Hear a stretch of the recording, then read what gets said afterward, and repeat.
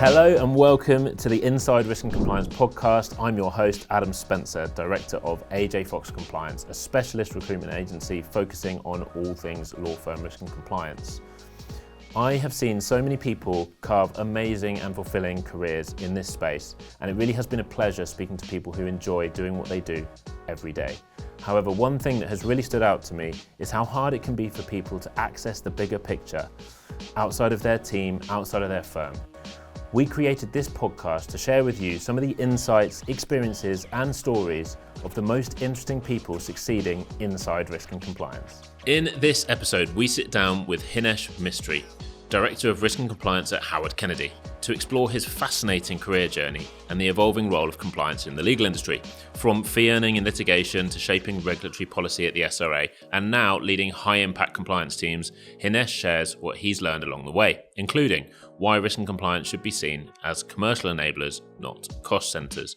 We also dive into the international dimension of compliance, discussing the challenges of working across jurisdictions and cultures, and how global law firms can stay both locally compliant and strategically consistent. So whether you're early in your career or aiming for leadership, this episode is packed with insights on embracing opportunity, making confident decisions, and building a broad understanding of how law firms operate as businesses. Enjoy.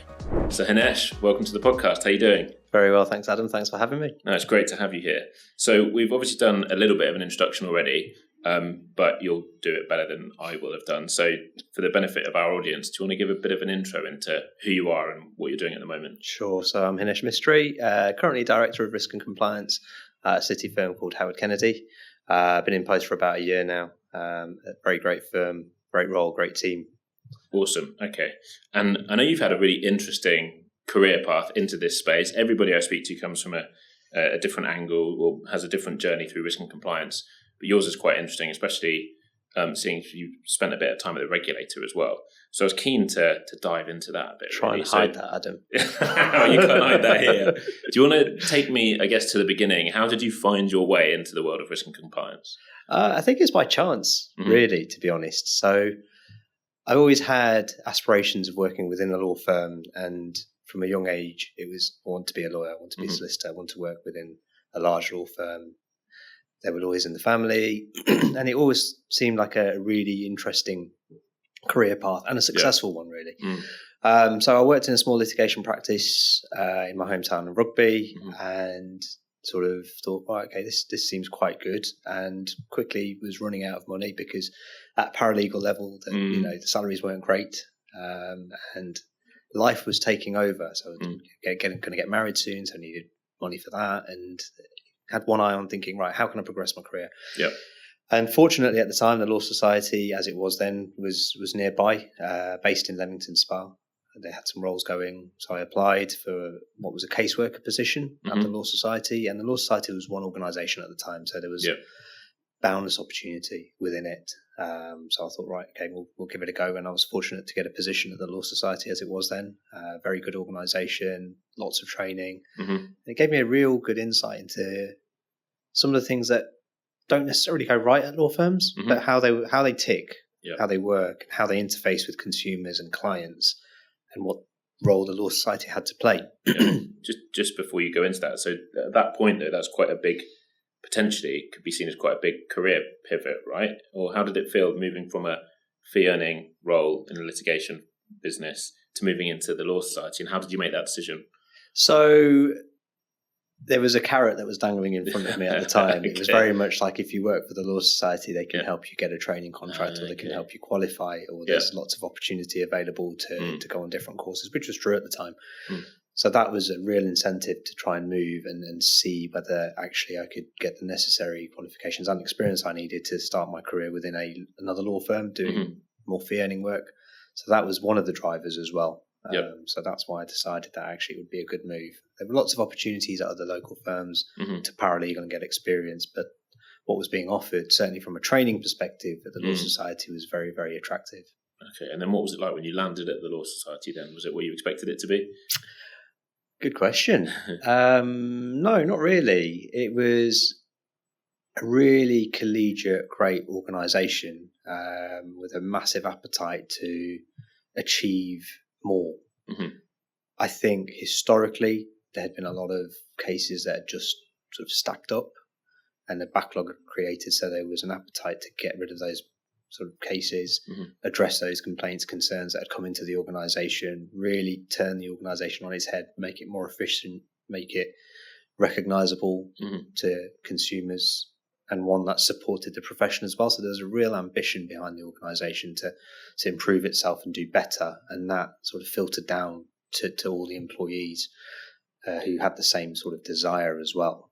There was a real mix of staff, really experienced individuals. There were barristers, there were lawyers, there were operational leads, there were customer service professionals, and all of the methodologies that were put in place were very, very client focused. So how you would approach cases, what your objectives were from a client perspective or a customer service perspective, but also the training and development to understand the regulatory regime, the rules, the foundations upon which decisions would be made, and trying to achieve consistency within that as well.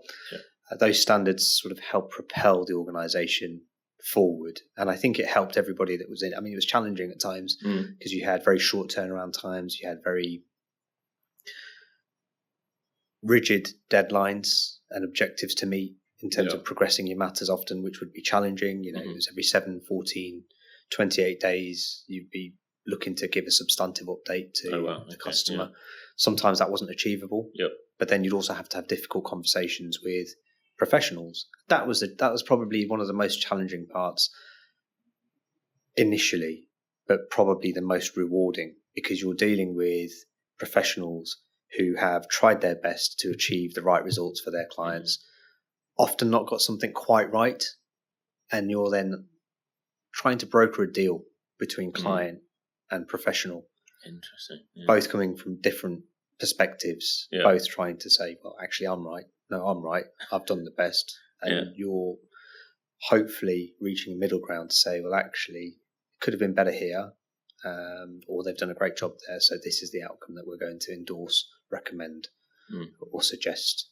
And did you enjoy that role? Sounds like it's an interesting position to be in. Yes and no. High pressure, right? Yes and no. Yes, because sometimes you couldn't satisfy everybody.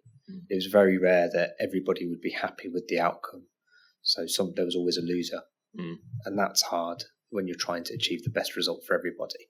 And you have to empathise with the client in some instances. You can, because some of the things that happened were terrible, but at the same time, you would also inevitably empathise with the professional, because you can see how difficult it is, or how challenging the client has been, or how difficult the market conditions have been, or whether the things are outside their control completely that have had an impact on the client, which they ultimately are picking up the bill for. So it was challenging, definitely. Yeah, it sounds fascinating. So then the Law Society sort of split, right? And and you moved over to join the SRA. So do you want to talk through that a little bit? Yeah, sure. So there was a lot of bad press around the Law Society being judge, jury and executioner, so to speak, because all complaints were handled by them, professional conduct rules were handled by them, lobbying for the profession was handled by them. And when it split into 3 distinct organisations at the time, so there was a legal complaint service, the SRA, and then the Law Society, all having their own roles, so to speak. So the legal complaint service would deal with the service complaints, professional service complaints, which then ultimately turned into the legal ombudsman. The SRA, with its focus on regulatory issues, conduct, forensic investigations, disciplinary tribunal matters.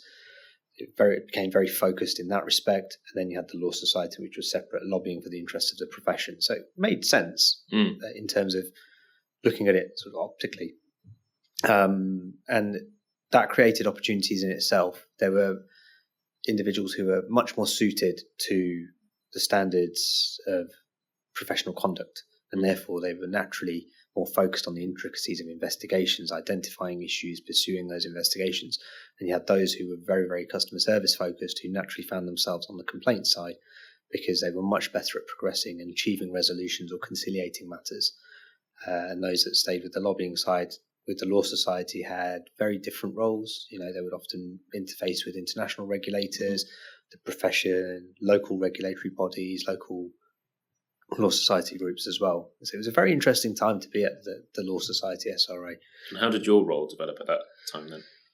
I always had an interest in what I thought was the exciting side of regulation, the forensic investigations, the fraud it even sounds elements. cool, doesn't it? It's got the word forensic in it. It's all very secretive, and it was. Well, where's a TV program about the forensic exactly that?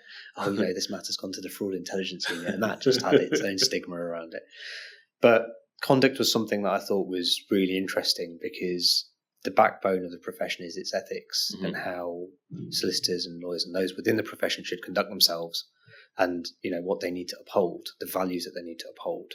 So seeing conduct issues, from innocent conduct issues to significant fraud or sophisticated fraud or targeted malpractice, if you like, was exciting in one respect. And seeing that go through the system and the outcome and rooting out the bad eggs, if you like, and getting to the right decision was great. And it could be something as simple as dealing with a practicing certificate application for a solicitor who may have done something in their past and was suspended or struck off, and they were applying to come back onto the role and practice again, to somebody who had made an innocent mistake and was trying to get through the regulatory landscape and just start practicing again. It was very interesting. And then you'd have nuggets of intelligence coming from firms or the public or other organisations about issues that were happening within the profession, and then how you would target them and how you would deploy your resources to ensure that actually clients were protected. So it was fascinating, and the exposure that I got there was invaluable. Really, I learned so much. And I understand you were involved in the transition to outcome-focused regulations. Yeah, so it was a very exciting time actually, because it was a completely new way of regulating, a new handbook. What was it like before then? For those who aren't aware of what it was before outcome-focused regulations, what did it look like? It was very rules-based. So the Guide to Professional Conduct, 1990, 1999, and you had the 2005 and 7 Codes of Conduct were very prescriptive in terms of approach. So the rules were there, you knew what they were, and you had to effectively comply. Outcomes focus sort of really turned that on the head. It was a series of outcomes that the SRA expected firms to achieve and then demonstrate compliance. So the onus was really shifted onto law firms to say, okay, we understand that we're supposed to achieve this outcome and this is how we have done it. And there were a list of behaviours alongside the outcomes, indicative behaviours, which might help you demonstrate that you've met those standards. Was that to give a bit more flexibility? Was it that the rules were sometimes a bit too rigid? I think so. I think there was definitely a positive intention behind it. Cynics could say actually it gave you enough rope to hang yourself if you did it wrong, or it gave the SRA more discretion to look at things in a bit more detail. But from my perspective, actually, it really kind of proved to be the catalyst for compliance functions within law firms, because firms had to stand up, pay attention. There was a series of outcomes that they needed to achieve. How were they going to do it? How do they evidence it? How do they demonstrate it? And it almost forced firms to have somebody look at these things full time, because it also created proactive obligations on firms to start liaising with the regulator, reporting things to the regulator on a proactive basis. There were roles for the first time where individuals had responsibility for ensuring compliance, both from finance and from professional. So the Kolb and Coffer role, came to the fore at that time. And there were all of a sudden these figureheads within law firms that actually had overall responsibility for their practices from a regulatory perspective. And that was a game changer in my view, because it gave those individuals a bit of power, a bit of ammunition to get their point across, to ask for budget, so to speak, to ask for their initiatives in respect of compliance to be prioritised, to push them forward. And it really was the start of something that I'm massively grateful for it, because that's how my career has kind of followed. Or the trajectory came from that, really. Well, it sounds like a really interesting opportunity you had, and really interesting exposure. And you saw those, or you were involved in those changes, and then you thought, do you know what? I'll get involved on the other side now. I see what we're asking people to do. So what prompted you to make that transition? And did you always think you might find yourself in a law firm undertaking this work rather than at the regulator at some point? I don't think so. I think it came from my time within what is now the regulatory management team and the development of that function. I was fortunate enough to help establish that regulatory approach, how the SRA interacted with the largest firms in England and Wales and international firms, how they mitigated their risk, what structures they had in place, how they dealt with issues in relation to conflicts, confidentiality, anti-money laundering, and being able to visit those firms as well as establish which firms fell within that pot. So the SRA looked at an impact rating, as it were, and that didn't necessarily mean that firms were more risky, just meant that actually if something happened in a firm of that size, the regulator's ability to deal with it would be, or meet its own objectives, would be severely inhibited. So the team that I worked in was fortunate enough to go in and out of these practices, and we went into some of the largest practices in England and Wales, but also some of the largest UK practices or niche practices, whether that be personal injury firms or immigration practices. And seeing how these firms operated as businesses is what sparked my interest within that field. And I thought, at that time, this is really exciting. You've got firms with functions dedicated to achieving compliance, and they all do it in different ways. And it has a tangible impact on the running of the business. And I thought, wow, this is something that I really want to get involved with. And when the opportunity to jump the fence arrived, I thought, great, I'm going to absolutely go for this. It was a lot more different than I thought it would be. I was going to ask, what was it like when you landed? Because you moved to Withers first, right? I did, yes. And what was it like when you landed there? Now, on the other side of the fence, looking back at the regulator, was it what you would... It sounds like you were going to say it wasn't exactly as you expected it to be. No, I mean, for me, and this is personal, a personal experience, when you're at the regulator, you could interpret the rules and give an opinion, say, you could do this or you could do that, or the rules state this, so you could think about doing this or you could think about doing that. And inevitably you would know the framework, you would know the rules, and you would cite the right ones. Going to private practice, I took the same approach. These are the rules. You could do this, you could do that. And the answer would be, well, that's fantastic. What shall I do? Very different. Yeah. So I'm not interested in the rules. I understand that you understand them. I get them. I want some direction on how I should take this forward. And that was the biggest difference. It was being asked to make a decision which had tangible outcomes, which had an impact on the way in which a matter would then go forward, progress or not progress. So it became real, and it became real very quickly. How did you approach that challenge then? Because I know a lot of listeners will be either in the same position or hoping to take a step up at some point to a position of responsibility where they are the ultimate decision maker and the buck stops with them. How did you approach that challenge? Nervously.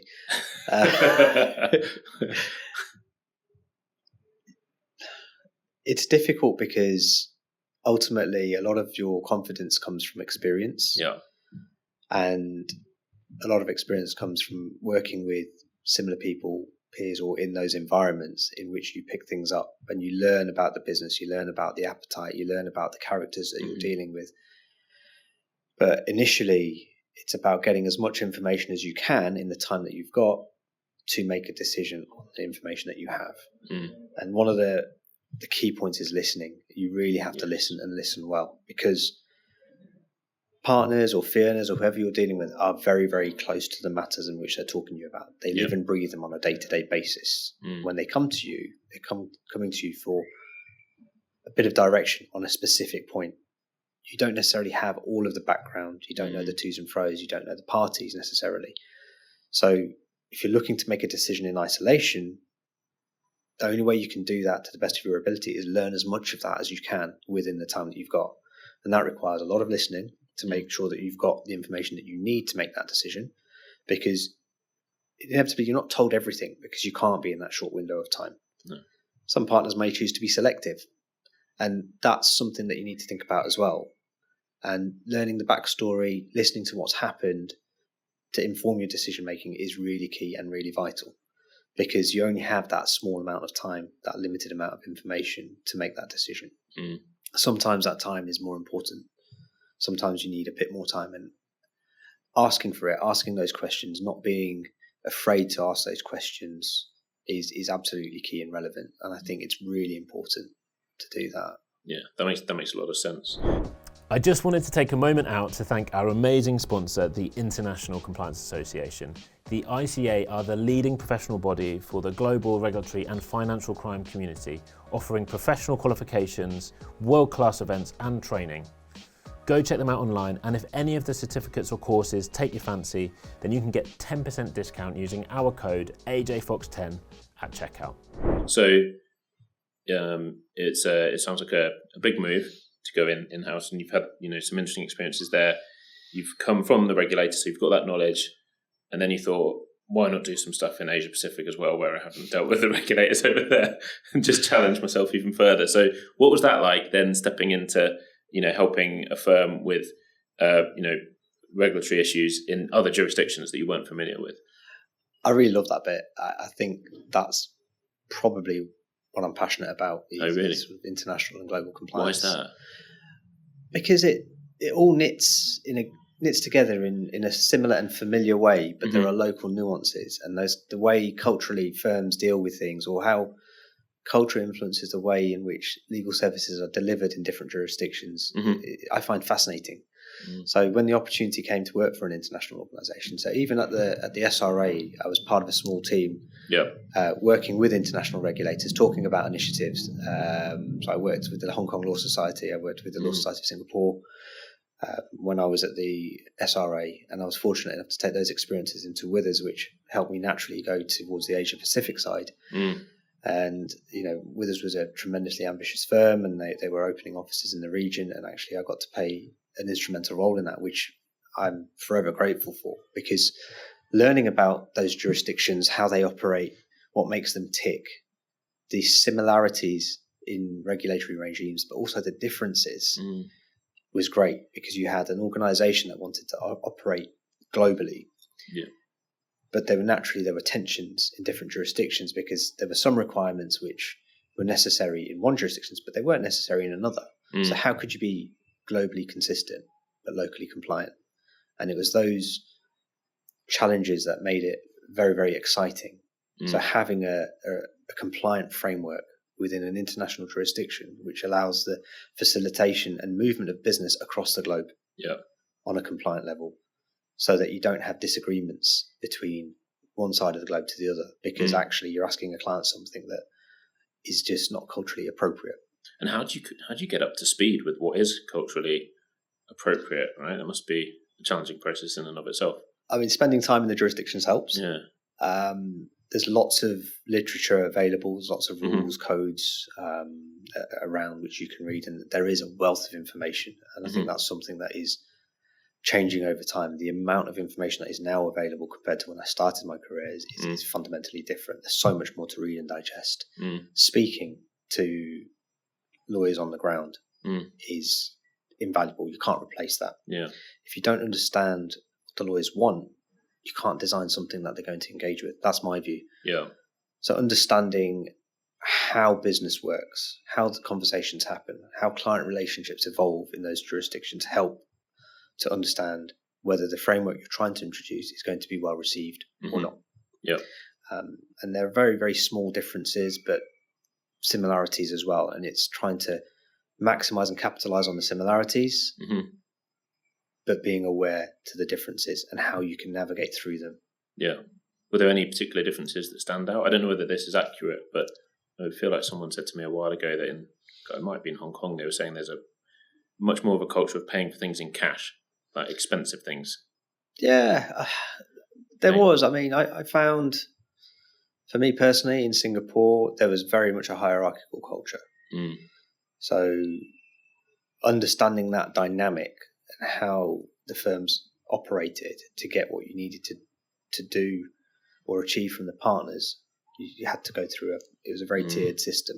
So it's not even just the risk and compliance culture, it's just a culture of having influence in a business over there. Which is part of your job as a risk and compliance professional, to have that influence. Yeah, absolutely. And if you were engaging with more local stuff, then you would need to be more sensitive to that. Absolutely. Whereas if you were dealing with, let's say, a branch office where the majority of people that you're dealing with are expats or have worked within different jurisdictions, slightly different, slightly easier. So how the firm decides to evolve commercially and how they choose to grow had to be taken into consideration from a risk and compliance perspective, because you not only have language barriers, you have cultural barriers. I say barriers is probably the wrong word, but hurdles or obstacles. You just have to take them into consideration and understand that actually, there's multiple ways you can get the same message across, but understanding how they're going to be received. You can't overcomplicate things. For example, if English is not somebody's first language. So talking about training and legislation and regulations, people can switch off straight away if it's not in. So you have to make sure that actually you're capturing the attention in the right way. Yeah, that sounds really interesting. And I know you've continued to have exposure internationally throughout your career, and I understand that Mishcon, you're involved in opening new offices overseas as well. But I know you were also involved in dealing with new technologies, which is a challenge for a lot of firms. Primarily we hear about firms going through the INTAP implementation process, which is not straightforward. And timelines seem to vary compared to perhaps the initial timelines that were suggested for these things. But what was your experience on that side of things, and how important do you think technology is to running an effective risk and compliance team? I think technology is massively important to the future of the profession, and also in the risk and compliance space. From when I started out, social media wasn't a thing. Show my age here, but I think Facebook had just started. Yeah, I remember that. It started off with certain universities, wasn't it? And when it came around to your university, you were sort of excited. So you think about how things like social media, Twitter or X or LinkedIn, those types of platforms are now a way in which firms can market, advertise, recruit, say things maybe they don't want to say, which has led to people getting into regulatory trouble, having issues with their conduct because they've chosen to state something on Twitter or X which doesn't align with the SRA's values or firm values. So that's a massive consideration. But tech in itself, how it can be used, how it can make efficiencies, how it can drive better practices, how it can help to strategize, help to deliver legal services, I think it's not going to go away. It's only going to evolve and get better. And I think firms need to embrace it. That's my view. Yeah.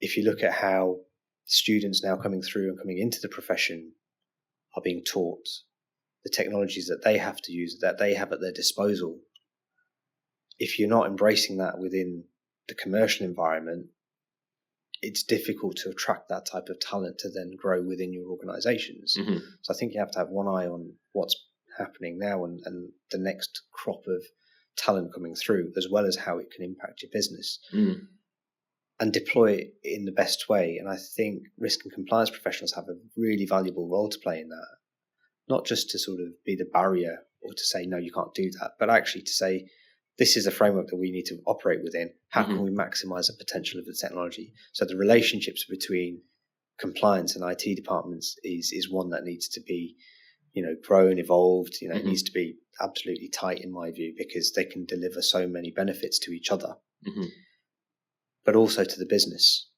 It's also about driving efficiencies, because one of the things that I've heard a lot throughout my career is risk and compliance doesn't generate revenue.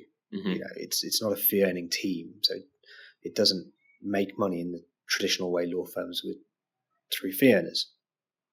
It protects revenue or helps to do to drive better business. And if you can drive and deliver efficiencies by the better use of technology and the efficient use of your personnel, you're only going to increase the commercial potential of the firm in which you're operating. So that's why I really think it's such a valuable area to look at, understand, invest. Doing things the same, I don't think is an option, or the answer of we've always done it that way, I don't think is the right option. Sometimes it might be, but if there's ways to evolve, if there's ways to better your practice and upskill those that you work with, it's always going to be a bonus. And do you think it is the case that risk and compliance is effectively a cost only, or do you think there are scenarios where it can maybe indirectly have an impact on fee generation? Because you sometimes look at clients' risk appetite or firms' risk appetite and think, well, actually, are there clients or matters that would come to the business that without a good risk and compliance team would be sent away as too high risk? But if the right due diligence is done, you could actually go, no, this sits slightly within our appetite. We will take on that work and therefore those fees are essentially off the back of a good risk assessment. Yeah, it's something that I'm massively passionate about. I think that compliance functions, risk and compliance functions, have such a massive role to play in the commercial success of firms, because all of those things that you've mentioned, understanding who you're targeting, how that links to the firm's strategy, all links to the processes, the framework, the structures that you set up in order to mitigate the risks. If you can identify risks early on, you can create ways in which you can facilitate better, more profitable business, because you're identifying the areas where you may not necessarily gain commercial value. So if you're embarking on a matter or targeting a particular jurisdiction, client or work type, if you've thought about what the barriers may be, and it could be as simple as actually, we're going to target this jurisdiction, but actually having to think about, well, will our bankers accept fees or money from that jurisdiction? So you could do all the work but not get paid. And it'd be terrible to get to that point after you've done all the work and put in the effort. And then, understanding the business and the sectors and how the firm needs to be structured. So going back to, if you have an international practice and you've got work coming from different jurisdictions, how can you do that efficiently? What processes do you need to have in place to ensure that there's consistency, not just from a service delivery level, but actually from a compliance level in those jurisdictions? And I think the compliance team can add value in such a diverse number of ways. So from service, if we focus on service, for example, helping lawyers understand, okay, if you have these bits in your engagement letter or in your relationship with your client, and ultimately engagement letters are your contract with your client. When individuals go to lawyers, one of the first questions is, okay, what did you agree to do? What's your contract? So for firms, the engagement letter is just that, in my view. What have you got in there? Have you got the right things in there? Have you said what you're going to do? And have you said what you're not going to do? You said how much you're going to do it for, so that you understand whether you're going to get paid. And the risk and compliance team can definitely influence these things to say, well, okay, if you word this like this, then you'll protect yourself from these issues, or you might insulate yourself from these issues.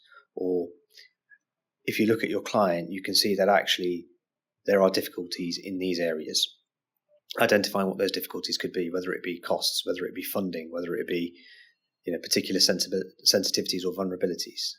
Have they come from a sector where they need a lot more due care and attention? And if that's the case, fine, but then you need to structure your matter in such a way that you still make sure that it's profitable. So if you have a client who requires a lot more hand-holding, for whatever reason it might be, it wouldn't necessarily be sensible to have a partner at the highest charging rate within the firm dealing with that all the time. You might want to think about a more cost-effective structure to service the needs of that client. So actually it becomes more profitable and beneficial for the client and the firm. So all of these things, the compliance team can help, address, look at, issue, put systems, processes in place. So you're constantly looking at more efficient ways to deliver commercial value for the business. And that starts right at the front door.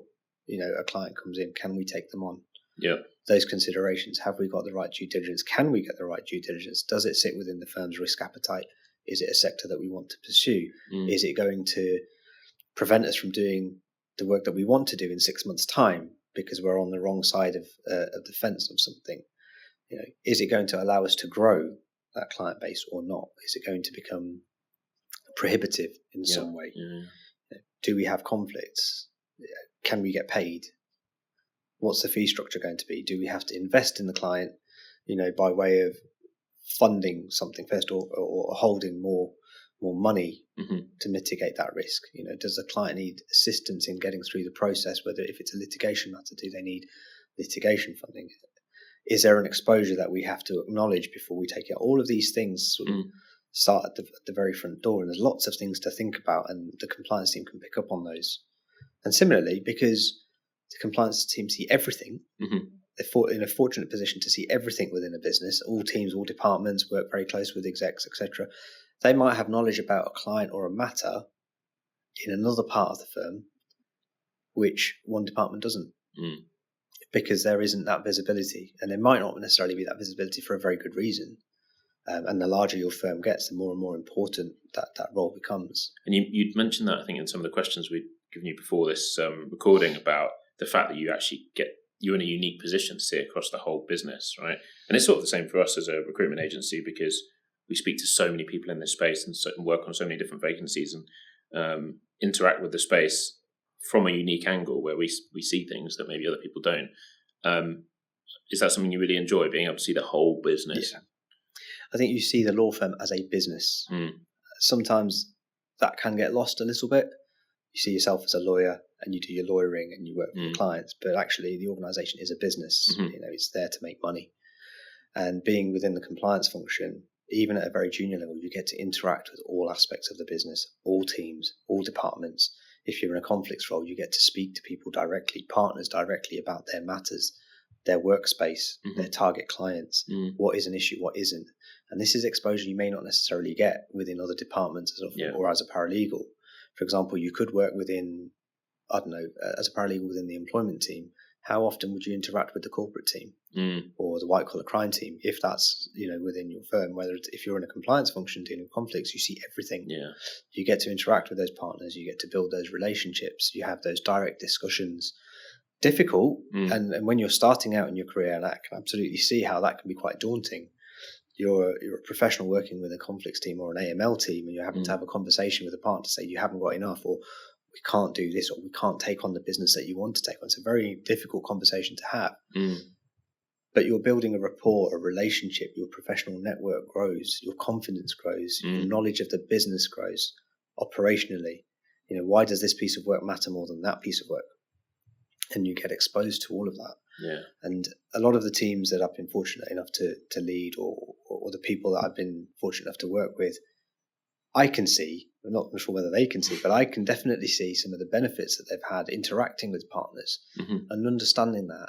We've had people within my teams who have not been quite sure where they want to go within the profession. So they've taken the role within the compliance function as a conflict or an AML analyst and actually quickly realised that there are sectors of the business that they really like, and they've decided that they want to pursue that and go for their training contracts or whatever, and been successful in that, and ordinarily may have got more exposure and opportunity than they would have done elsewhere. That's interesting. And that's something I makes you feel good.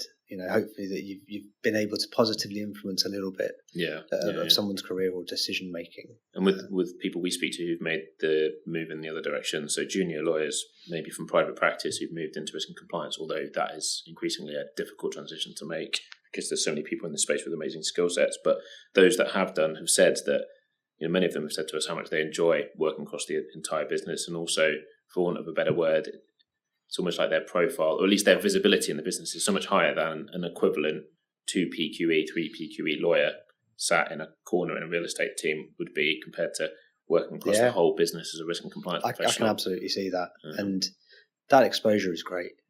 If you're working as a lawyer within the space, if you're working on claims or complaints or general risk and compliance matters, you have to interface with the top levels of the business to influence and affect change. Or you're working very closely on the subject of a matter which is very, very personal to somebody, especially if you're working on a claim, and you get to run that, you get to be involved, you get to influence the outcome and protect the firm. So there's lots of different things, and it's not just in one area of law. If you're working in a large law firm or a full service practice, you could have a complaint or a claim from the real estate team, or and the next one could be from the employment team or the corporate team, and you have to understand each area of work. So you actually get a really broad skill set. And need to understand and isolate the issues within their respective fields. So the benefits, I think, are fantastic and great. Yeah, that's awesome. So then obviously you've moved on now into a director role, which I'm assuming is an incredibly broad role. The one thing I wanted to ask you about was whether, my understanding is the SRA's focus is going to move to culture, and if that's something that's on your radar already, and what your thoughts are on how the SRA might approach that and how firms are going to need to prepare for that. I don't know whether that's for the future or something we can talk about now. Yeah, I'm happy to chat about it now. I think culture is quite difficult. I think it's something that's already ingrained within the organisations in some way, shape or form. And there is definitely an appetite, certainly within lawyers. And naturally, lawyers are ingrained to do the right thing. They sign up to that code of conduct, essentially, to be officers of the court, to act with integrity, and they really do stand by that. Most people in the profession do. culture in organisations can be driven in a number of different ways, and it's hard to pinpoint exactly what firms should do or how they should be aware. Mm-hmm. But also, I think there needs to be a broad understanding of it. I've been really lucky to work in organisations where actually the statements around culture aren't just words. The firms really do get behind them. You can see everybody at senior levels live and breathe what they say. There's real desire and appetite to look after everybody that works there. And actually, when it comes to it, they really do get behind their staff and employees. And I think that you just can't buy that. That's priceless. That's amazing. For the SRA to understand it, I think it's difficult because every firm will have a different culture, and every work type, every sector may drive a different type of culture because there'll be different pressure points. Mm-hmm. So if you're working in a very high pressure, deadline driven, intense environment, naturally that work type will provoke different stresses or strains. You may have to work late. You may have to do a lot of stuff within a very, very short period of time. It will naturally become stressful. So you will have that to contend with. And that's something that they will need to take on board. If you're working in an international office, again, very different. And that's something that the SRA need to appreciate. At one of my firms, I worked in multiple Middle Eastern offices. And it wasn't just Dubai and Abu Dhabi, which are a little bit more sort of established within international frameworks, but going to sort of other regions like Qatar, Saudi, Oman, where international law firms don't have as much of a presence, or certainly on the same scale, understanding how culturally there they need to operate may differ from what is expected from the regulator over here, and how you balance that. I think that's very, very important for the SRA to appreciate and understand. Yeah, I think it's going to be really interesting to see how they approach it and how that pans out. Well, Hinesh, this has been really interesting. Your career's been an impressive one. Thank you. I think the last question I'll have, we touched on this a little bit earlier when you were talking about listening, but if we've got listeners out there who are thinking, wow, that's the sort of career path I want to follow, what advice would you give someone to help them sort of move up the ranks in the way that you have and achieve success? Be open to opportunity. I don't think when opportunities arise, are not always obvious, but all your interactions with anybody that you have could be an opportunity, and understand that whoever you interact with, there is always something to be gained, whether it be a colleague, whether it be a friend, whether it be experience, whether it be an understanding. There's always something to gain, and be open to opportunity. Things may seem challenging, but just being dynamic and embracing what may be in front of you is all I could say, really. I've been very, very lucky. I've had some fantastic managers who have been able to spot things that I haven't, that have given me, the platform to move forward from without me even realizing it. And that's been invaluable to me. I'll be forever grateful to those people as well, because looking back, I can see why they did something. Yeah. But at the same time, if I didn't embrace the opportunity or go to it with an open mind, I may not necessarily be where I am today. I think that's amazing advice. I wholeheartedly agree with it. We see, I guess, broadly speaking, two types of people who will approach things in different ways. One will be, what if I can't do that? And others will be, what if I can? And those who just take that latter mindset, even if the skill sets are the same, it's just the mentality of throwing themselves at something new. There's a direct correlation between that and career progression and growth. So yeah, absolutely agree with that. Well, thank you so much, Hinesh. That's been really enlightening. I'm sure our listeners got loads of value out of that. So thank you for joining us. Thanks, Adam. Thanks for having me. We really hope you enjoyed listening to today's podcast as much as we enjoyed recording it. If you did, please do us a huge, huge favour and share it with a friend or a colleague. The more people we can get listening, the more time and energy we can get into recording more episodes and getting the best guests and the most interesting stories and insights. I want to say a huge thank you to the ICA for their support, to Ty and Karem here in the studio, and a massive thanks to Kat for making sure everything runs so smoothly behind the scenes. Don't forget to subscribe to the podcast, follow us on LinkedIn to make sure you never miss an episode. Thanks for listening.